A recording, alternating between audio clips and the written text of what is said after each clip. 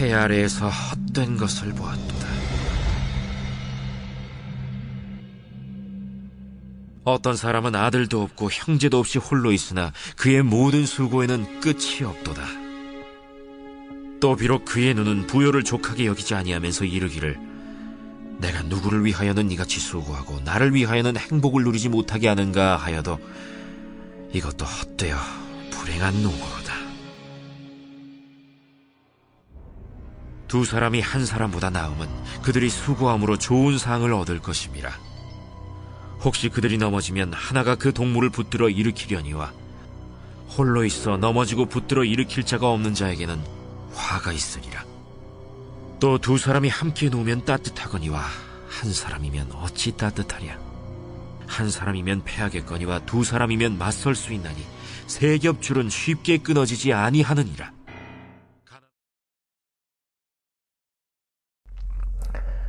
남아프리카 공화국 최초의 흑인 대통령이자 27년간의 억울한 옥살이를 이겨낸 흑인 인권 운동가인 넬슨 만델라는 아프리카 코사족의 속담을 자주 인용했습니다.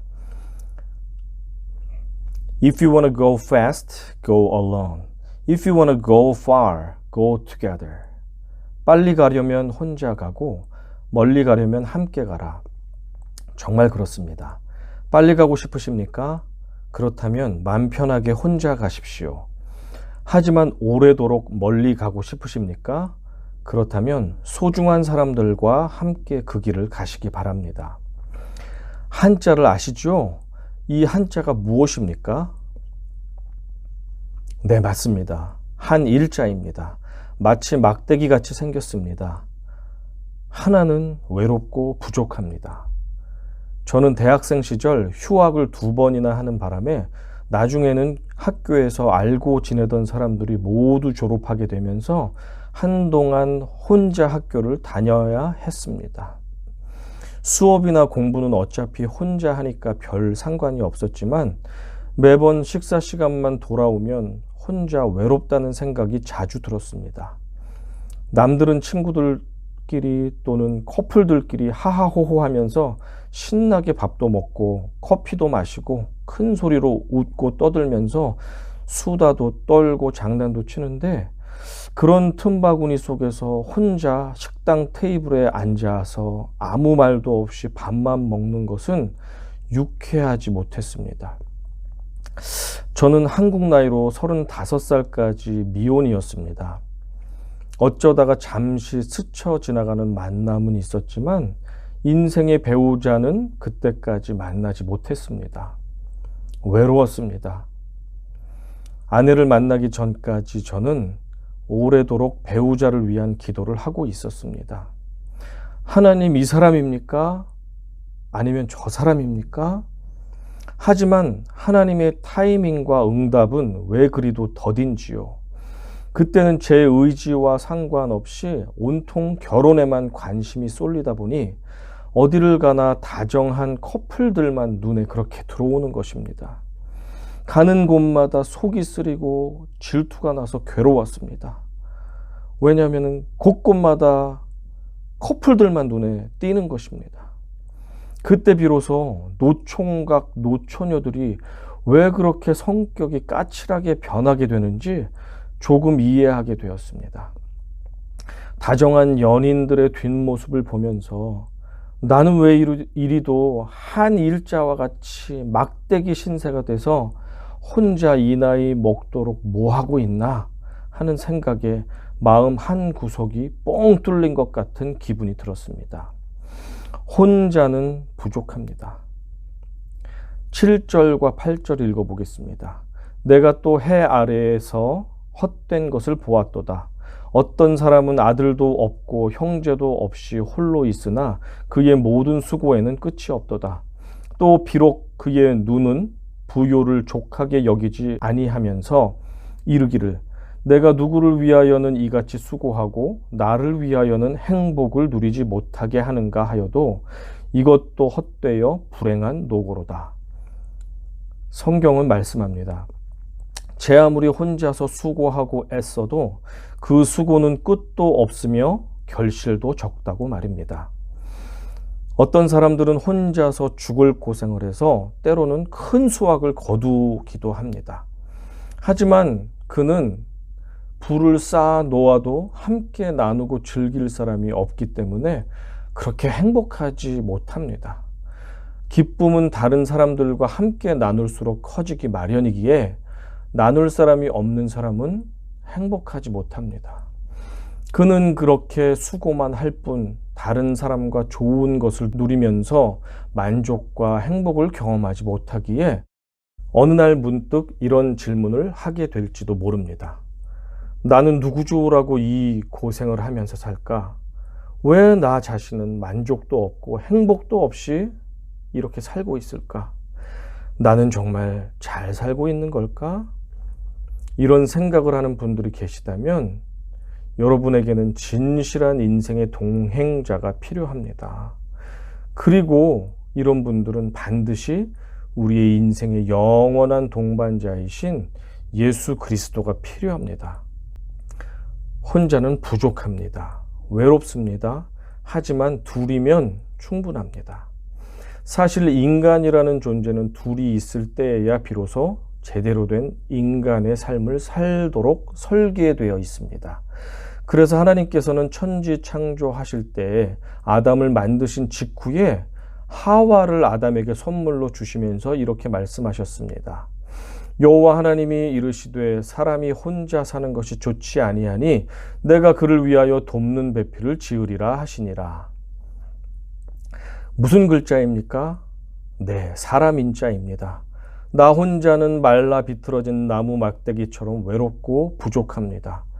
하지만 외롭고 부족한 나와 내가 만나 둘이 서로 기대고 의지하고 도와주고 부족을 채워주며 사랑할 때 비로소 나는 인간이 됩니다. 오늘 본문은 둘이 함께 할 때 얻게 될 세 가지 유익에 대해서 말씀해 주고 있습니다. 9절입니다. 두 사람이 한 사람보다 나음은 그들이 수고함으로 좋은 상을 얻을 것임이라. 첫 번째 유익은 이것입니다. 둘이 함께 할 때 혼자 할 때보다 더 많은 보상을 받게 된다는 사실입니다. 9절에 상으로 번역한 히브리어 사카르라는 말은 영어의 reward, 보상하다라는 뜻입니다. 상장에서 상을 준다, 1등, 2등, 3등 상을 준다는 뜻이 아니라 수고한 것에 대한 보상을 받는다는 뜻에서 보상이란 의미가 더 적절합니다. 수고를 통해 얻게 되는 결과물을 말하는데 둘이 수고하면 혼자 애쓰고 일할 때보다 단지 2배가 아닌 그 이상의 시너지 결과를 낼 수 있습니다. 우리 교회에 로비에는 소파가 몇 개 있습니다. 그 중에서 3인용 소파를 다급하게 혼자서 다른 위치로 옮겨야 할 일이 생긴다면 참으로 난감할 것입니다. 아마도 쩔쩔매면서 한참을 이쪽에서 밀고 저쪽에서 들고 하면서 바닥에 스크래치 몇 개 낼 것을 감수해야만 겨우겨우 옮길 수 있을 것입니다. 이 부피와 무게가 만만치 않습니다. 하지만 그 소파를 둘이서 옮긴다면 어떻습니까? 둘이서 양쪽 끝을 잡아 들고 단 10초 정도만 힘을 쓰면 소파는 원하는 곳 어디든 옮길 수 있게 됩니다. 혼자 할 때와 둘이 할 때 들어가게 될 시간과 에너지의 차이를 한번 비교해서 생각해 보시기 바랍니다. 10절입니다. 혹시 그들이 넘어지면 하나가 그 동물을 붙들어 일으키려니와 홀로 있어 넘어지고 붙들어 일으킬 자가 없는 자에게는 화가 있으리라. 둘이 함께 할 때 얻게 될 두 번째 유익은 고난 중에 서로가 서로를 도울 수 있는 유익이 있다는 사실입니다. 자, 여기 두 부류의 사람이 있습니다. 한 사람은 빨리 가기 위해 혼자 급하게 험한 산길을 올라갑니다. 숨이 턱까지 차오르는 데다가 길까지 너무 험한 나머지 넘어져서 무릎이 깨졌습니다. 어디가 부러졌는지 일어나질 못합니다. 아파. 하지만 주위에는 아무도 그를 일으켜줄 사람이 없습니다. 넘어지기만 하면 그나마 다행입니다. 이번에는 낭떠러지에서 굴러 떨어져 벼랑 끝에 매달려 떨어지기 일보 직전입니다. 하지만 이쪽에는 사랑하는 두 사람이 험한 산길을 올라갑니다. 둘이서 재미난 이야기를 나누면서 산을 오르다 보니 힘든 줄도 모릅니다. 험한 산이라 지치기는 하지만 자주 쉬면서 가니 속도는 느려도 힘들지만 갈만합니다. 덜 지친 사람이 더 많이 지친 사람을 밀어주고 업어주고 중간에 쉬면서 어깨와 다리도 주물러 주니 피로가 금세 풀립니다. 한 명이 돌부리에 넘어져도 걱정이 없습니다. 옆에서 번개같이 달려와서 내 손을 잡아 일으켜주니 혼자 올라가면 위험했을 가파른 산의 정상도 둘이 오르면 오를만 합니다. 생각해 보십시오. 나 혼자 산에 오르다가 지치기 시작하면 금세 발걸음을 돌이키기 일쑤입니다. 발을 잘못 디뎌 산에서 구르기라도 하면 도와줄 사람도 없습니다. 혼자일 때는 내 경험과 판단으로만 이 길을 가야 할지 아니면 저 길로 돌아가야 할지 모든 것을 혼자 결정해야만 하는데 이것이 결코 쉽지만은 않습니다. 하지만 둘이서 마음과 힘을 모으면 혼자서는 못했을 일도 넉넉하게 해낼 수 있습니다. 그렇지 않습니까? 우리는 그동안 함께 했던 우리들의 동료들, 친구들, 가족들, 인생의 동반자가 있음에 감사하지 않을 수 없습니다. 그들이 함께 했기에 지금의 내가 있다는 사실을 우리는 기억하고 감사해야만 합니다. 몇 년 전 어느 교회에서 부목사로 사역할 때의 일입니다. 그 교회에는 관리 집사님이 따로 계시지 않았습니다. 당연하게도 모든 굳은 일과 건물 점검, 간단한 수리, 차량 관리 등은 부목사들이 책임졌어야만 했습니다. 그때 자주 했던 일 중에 하나는 3층 높이가 넘는 강대상 양옆쪽에 벽면에 각종 행사와 절기를 알리는 현수막을 매번 떼고 붙이는 일이었습니다. 현수막을 달기 위해 사다리에 다리를 최대한 길게 쭉 뽑아낸 다음에 고정시키고 그 위에 사다리를 세워서 올라갑니다. 높이가 워낙 높다 보니 사다리도 흔들리고 제 다리도 휘청휘청 거렸습니다. 아찔합니다. 그러나 감사하게도 그 위험한 작업을 매번 무사히 감당할 수 있었던 것은 동료 부목사님께서 밑에서 사다리를 든든하게 잡아주었고 현수막의 위치도 정확하게 말씀해 주신 덕분이었습니다. 다음번에는 이 목사님께서 사다리에 올라가시고 제가 밑에서 사다리가 흔들리지 않도록 붙잡아 주면서 동시에 현수막이 삐뚤어지지 않도록 정확한 위치와 각도까지도 밑에서 말해 주었습니다. 아마 혼자서 현수막을 전부 달았어야만 했다면 흔들리는 그 높은 사다리 위에서 매번 위치를 똑바로 달기 위해서 수도 없이 오르락 내리락 하면서 밑에서 잘 달렸는지 보고 다시 올라가고 내려오고를 반복했어야만 했을 것입니다. 그러다 만약에 흔들리는 사다리에서 잠깐의 실수로 떨어지기라도 한다면 생각하기 싫은 큰 중상의 부상을 당했을 것입니다. 그렇기에 혼자서는 부족하지만 둘이라면 충분합니다. 성도님들께서는 인생에서 넘어졌을 때 당장이라도 달려와 여러분을 일으켜줄 사람이 있으십니까? 너무 마음이 아파 권사님의 마음이 무너져 내릴 때 바로 전화하면 내일처럼 위로해 줄 수 있는 그런 누군가가 있으신가요? 힘들 때 당장이라도 달려와 마치 자신의 일처럼 두 팔 걷어붙이고 힘이 되어주는 그런 사람이 여러분 있으시다면 여러분께서는 정말 행복하신 분이십니다. 하지만 혹시 그럴 만한 사람이 아직 내 주위에 없다고 해서 너무 낙심하지 마십시오. 혹시라도 나의 배우자나 자녀들이나 부모 형제들이 넘어진 나를 그때그때 못 일으켜준다 할지라도 너무 낙심하지는 마십시오. 우리에게는 우리를 결코 떠나거나 버리지 않으시는 예수 그리스도께서 계십니다. 막대기 같은 내 자신이 주님께 기대어 그분을 의지하기 시작한다면 나는 더 이상 외롭지 않습니다. 부족하지 않습니다. 제대로 된 인생을 시작할 수 있습니다. 그분은 우리가 넘어졌을 때 결코 비웃으시거나 비난하시거나 방관하시지 않습니다. 그분은 우리의 손을 잡아주시고 인내에 일으켜 주실 것입니다. 고난 당한 한복판에서 부르는 나의 찬양 가운데, 나의 기도 가운데 친히 찾아오셔서 나를 위로해 주실 것입니다. 예수님께 기대어 진정으로 인간다운 복된 인생을 사시게 되시기를 진심으로 축원합니다. 11절입니다. 또 두 사람이 함께 누우면 따뜻하거니와 한 사람이면 어찌 따뜻하랴. 오늘의 본문이 말해주는 둘이 함께 할 때 얻게 되는 세 번째 유익은 정서적 교감입니다. 저는 11절 말씀에 대해서 결혼 전까지는 그렇게 주의 깊게 고민해 보지 못했습니다. 그러나 이제 결혼을 하고 시간이 지난 이제는 충분히 실감을 합니다. 제 아내는 결혼 전에 항상 손발이 찼다고 합니다. 하지만 둘이 가정을 이루고 정서적 교감을 자주 갖다 보니 이제는 언제 그랬냐는 듯이 손발이 따뜻해졌다고 합니다. 초등학교, 중학교 시절 저희 집은 서울 강남구 신사동에 위치한 단독주택의 2층 전셋집에서 살았습니다.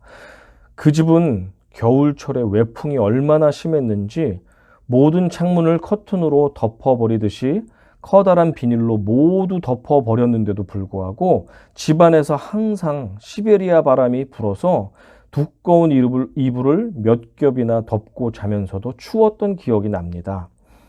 하지만 이제는 추운 겨울날 사랑하는 아내와 한 이불을 덮고 누워 있으면 이론상으로는 두 사람의 체온이 36.5도 플러스 36.5도는 36.5도가 되어야 되죠. 그런데 실제로는 그렇지가 않았습니다. 아내와 함께 누워 있으면 36.5도 플러스 36.5도는 73도도 아닌 자그마치 섭씨 100도처럼 뜨거웠습니다.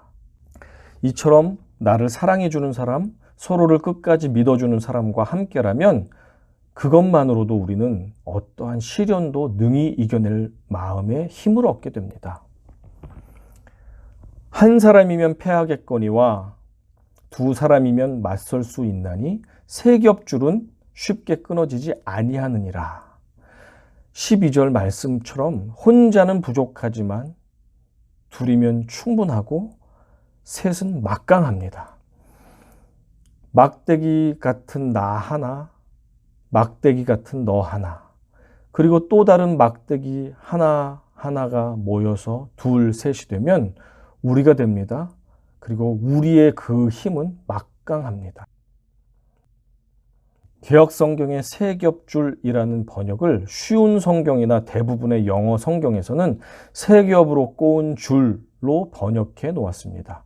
줄 하나가 견디는 힘과 비교할 때 세 겹줄은, 그것도 세 겹으로 견고하게 꼬아놓은 줄은 단지 3배의 힘만을 내는 것이 아닙니다. 세 겹줄은 놀랍게도 30배, 60배, 100배 이상의 힘을 냅니다. 부산항에 정박해 있는 수천 톤, 수만 톤 무게의 선박을 한번 생각해 보십시오. 그 배들이 견고하게 꼬아진 밧줄 단 하나에 꼼짝없이 묶여 있다는 사실을 기억하십시오. 함께함의 힘은 이처럼 놀랍습니다.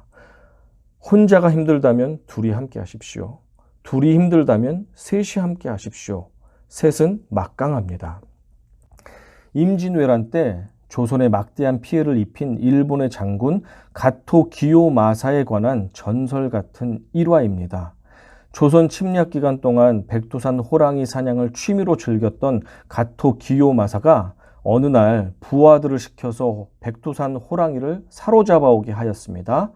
이 사로잡아온 호랑이를 일본 전국을 통일한 도요토미 히데요시에게 선물로 주려고 일본행 배에 호랑이를 실었습니다. 배 밑바닥에 실어둔 호랑이가 일본에 도착할 때까지 심심해할까봐 가지고 놀다가 배가 고프면 잡아먹으라고 살아있는 개 3마리를 백두산 호랑이의 우리 안에 넣어주었습니다. 드디어 배가 일본에 도착했습니다. 일본 군인들이 호랑이를 육지에 옮기려고 배 밑바닥에 내려가서 호랑이 우리를 열어보니 호랑이는 없고 개들만 피동피동하게 살이 쪄서 들어 누운 채 이쑤시개로 이빨을 쑤시고는 트름까지 꺽 하고 있는 게 아니겠습니까? 알고 보니 그 개들은 다름 아닌 그 유명한 풍산개였습니다. 만약에 풍산개가 한 마리였다면 그 개는 틀림없이 호랑이에게 잡혀 먹었을 것입니다. 하지만 세겹줄은 강합니다. 놀랍게도 풍산개 3마리가 하나가 되어서 그 무서운 백두산 호랑이를 잡아먹은 것이었습니다. 셋은 정말 막강합니다. 태초부터 계셨던 한 분이신 하나님께서는 세 위격으로 계셨습니다. 3 in 1, 1 in 3. 이것은 삼위일체의 신비입니다. 이것을 우리 이성으로 완벽히 이해하기는 불가능합니다. 한 분이신 하나님이 왜 한 인격이나 두 인격으로 계시지 않고 세 인격으로 삼위로 계셨을까? 우리가 아는 유일한 사실은 세 인격이신 성부, 성자, 성령 하나님께서 한 하나님으로 계신 것이 가장 완벽하신 하나님이시기 때문이라는 사실입니다. 혼자가 힘들다면 둘이 함께 하십시오. 둘도 힘들다면 셋이 함께 하십시오. 믿음의 사람들이 함께 모여 사랑으로 하나가 된다면 우리에게는 결코 능치 못할 일이 없을 것입니다. 믿음의 배우자와 신앙으로 승리하는 삶을 살고 계십니까? 참 잘하셨습니다. 더욱 서로 사랑하고 더욱 연합하셔서 주님 주시는 기쁨으로 풍성한 열매를 가득 맺으시기를 축복합니다. 혼자서 인생길을 헤쳐나가시느라 힘에 겨우십니까? 믿음의 동역자를 주시도록 함께 기도합시다. 혹시 배우자나 가족들이 하나님을 멀리 떠나 계셔서 마음이 속상하십니까? 그들이 속히 주님께 돌아와서 더 이상 혼자가 아닌 둘이 그리고 셋이 온 가족들이 모두 주님 안에서 하나가 되는 그날을 허락하시기를 소망합시다. 속마음 후련하게 털어놓고 사람 인자처럼 서로 기대고 의지할 누군가가 필요하십니까? 그러면 그럴수록 여러분께서 믿고 기대셔야 할 분은 우리 주님밖에 없음을 인정하십시오. 주님만이 나의 도움이십니다. 주님만이 나의 소망이십니다. 주님만이 피할 반성이십니다. 내가 누구를 의지하겠습니까? 나는 주님 한 분만을 의지합니다. 주님 한 분만으로 만족합니다. 주님 한 분만을 온전히 의지하실 수만 있다면 삼위 하나님과 매일 말씀으로, 찬양으로, 기도로 삼겹줄이 되는 삶을 살아가실 수만 있다면 그것이 사람 1000명을 신뢰하는 것보다 더 큰 위로와 도움과 평안을 얻게 될 것임을 확실히 믿으시기를 축복합니다. 인생길에서 주님 한 분만을 의지하고 기대실 수 있다면 비록 험한 세상 살아가시다 넘어진다 해도 낭떠러지에서 굴러 떨어지신다 해도 우리에게는 염려가 없습니다. 때로는 쓰러져도 다시 일으켜 주실 우리 주님만을 기대하십시오. 성부, 성자, 성령 하나님께서 삼위일체로 계신 것이 신비이듯이 우리가 형제 자매들과 연합하고 주님과 연합하여 세겹줄이 되는 것 역시 신비입니다. 비록 막대기같이 나약하고 보잘것없이 보이는 우리들의 인생이지만 내가 하나님의 사람들과 연합하게 될 때에 나는 더 이상 연약하지 않습니다.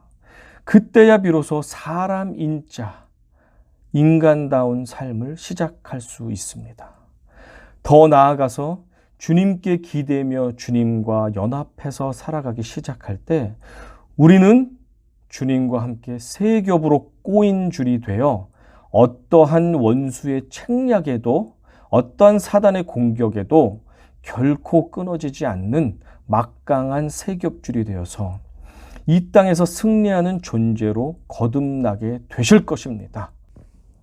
한 사람이면 패하겠거니와 두 사람이면 맞설 수 있나니 세 겹줄은 쉽게 끊어지지 아니하느니라.